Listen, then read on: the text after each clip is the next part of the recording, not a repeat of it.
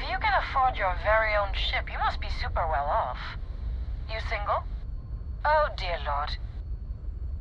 After playing Starfield for more than 100 hours, delving into most of the big quests, factions, and activities that the game has to offer, I still find it strange how much negativity that surrounds the game.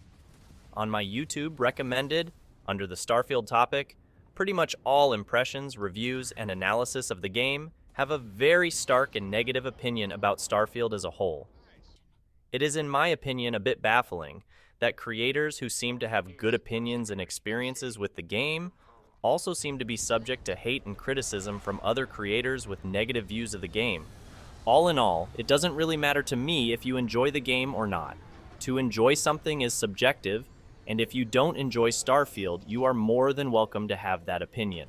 Still, this discussion is more about whether the negative presentation and publicity Starfield has is representative of the actual experience most players have. Welcome to Play Review Spot, and let's talk about, is Starfield really that bad? Having been out there, in the Starfield, seeing all those magnificent wonders with my own eyes, I need answers, not religious theory. To set the record straight, I enjoyed Starfield, and I think it is a good game. It isn't revolutionary, but it's still cranked out over 100 hours of content for me, which is something that has become increasingly harder for me, as I simply have become pickier about my playtime. This video is not a criticism of other opinions, but an opinion about the game, and what I think about the mixed reception about it. Starfield is a big improvement from earlier Bethesda titles. It may sound counterintuitive, but it is very much true.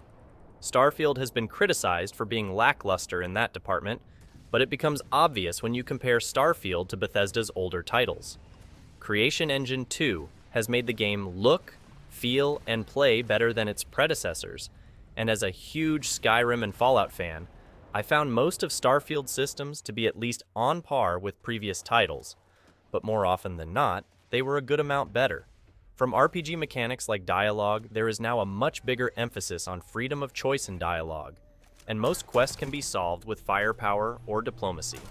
The gunplay feels tighter and more responsive than in Fallout 4, and the stability and amount of bugs and glitches Starfield has is way more superficial than in older titles. Starfield is a leap in the right direction, but I think the problem a lot of people have had with the game is the fact that the game feels like it should have been a much bigger leap than it was, which I think is a fair criticism to give a game.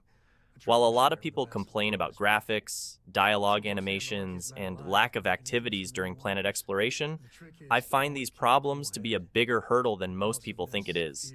And it isn't weird that when people jump back into Cyberpunk and see how beautiful that game is, and how immersive and lifelike communication feels in that game, that they wish a game like Starfield, which literally came out almost 3 years later, would at least be on par with that. From a game development perspective, I find these expectations to be hard to realize. I think it is important to remember that Starfield is a lot more dynamic, and in many ways, a lot bigger than Cyberpunk, when you think about the amount of content that Starfield has. A lot of people blame it on the creation engine, but I truly believe it is a limitation of development time. Starfield is an RPG, but more importantly, it is a Bethesda RPG. And while it is easy to criticize Bethesda for its game design, as far as I know, Bethesda is the only game developer who has successfully merged first-person action adventures with RPG elements to this degree. And while other games like Cyberpunk and Atomic Heart add a lot of the same elements, I struggle to call those titles fully fledged RPGs. And that is not a criticism of those games. Cyberpunk is very much a fantastic game, and in many ways better than Starfield, but it doesn't have the level of RPG mechanics, the choices, the dialogue, the activities, the customization, and so on. And maybe the biggest issue with Starfield is its premise. An RPG with the ability to travel to 1,000 planets will of course put expectations high, and that is understandable. The amount of No Man's Sky and Elite Dangerous comparisons I have seen on YouTube is ridiculous, and I find it to be misinterpretive of the game. Starfield is not a space sim, it is not a sim at all, but an RPG with a space theme. and the premise that the game must be able to do space sim is such a weird comparison. This route is highly lucrative, and sacrificing it is not an option. There's more at stake than just your route. We're determined to get on that station, with or without your help. And while it seems like I'm completely ass-riding Bethesda right now, I'm not.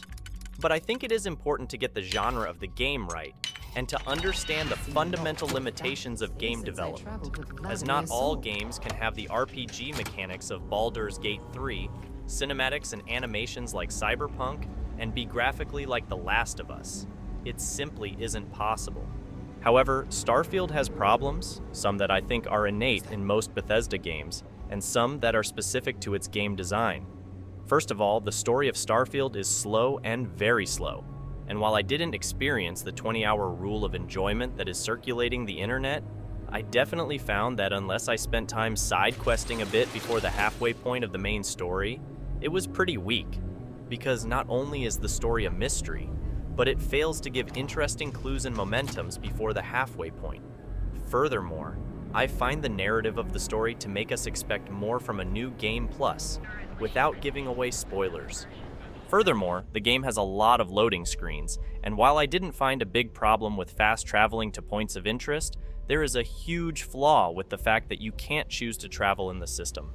Starfield feels a lot more linear, simply by the fact that when you used to walk in the wilderness in Skyrim, or through the ruins of Boston in Fallout 4, you used to come across activities, side quests, camps, caves, and so on. In Starfield, all of that is taken away, and in one way the game feels smaller than other Bethesda titles because you are always traveling with the intent of doing a quest or objective. The game feels denser at the moment because you are always actively working on an objective, but at the same time, it feels smaller because everything becomes so dense that you feel the emptiness first when you have completed all the interesting objectives on your mission board. And so Starfield feels like a leap for Bethesda, but at the same time, it isn't intuitive enough and original enough to set it apart from older titles. And while some Bethesda fans are happy with that, I don't think it is weird that the game has gotten such a mixed number of reviews. And while I love Bethesda, and I find Starfield to be one of their best titles, I also find there to be some glaring issues with the game's pacing, exploration, and storytelling. When explaining how I enjoyed Starfield, I would probably say that those 100 hours I had were good, but they were never as good as those 50 hours I spent in Cyberpunk, or those 25 hours I spent in Mass Effect 2. The game is a very monotone emotional experience, and for some people that just isn't enough anymore. And I would in many ways agree that Bethesda must be willing and dare to tell stories that are more engaging and more emotional in the future. When it comes to the reviews, I think they will come up with time. The Steam reviews will settle probably at a mostly positive to very positive as the hype around the game fades. And it isn't to say that the game has gotten better by that time, which I hope, and it absolutely should with the guarantee of 5 years of support and content updates, but because I think Starfield got marketed badly and will probably attract more conscious buyers with time to the title, and it really isn't a speculation as much as it is a common trend with reviews as a psychological phenomenon. Just look at Rage 2 on Steam. As reviews climb over time, as expectations for the game go down, the positive reviews go up. And so I think that while I probably tracked off a lot during this video, my point is, if you are considering Starfield, ask yourself about how you have felt about older Bethesda titles. And instead of watching a short review, I would advise you to look for a bit more detailed analysis of the game, to weigh for yourself how much the bad and the positives mean for you. Thank you for watching this opinion on Starfield, and remember to like and subscribe to keep yourself updated to future videos. And of course, if you disagree or have other things you feel about Starfield's reception, please feel free to let me know in the comments below.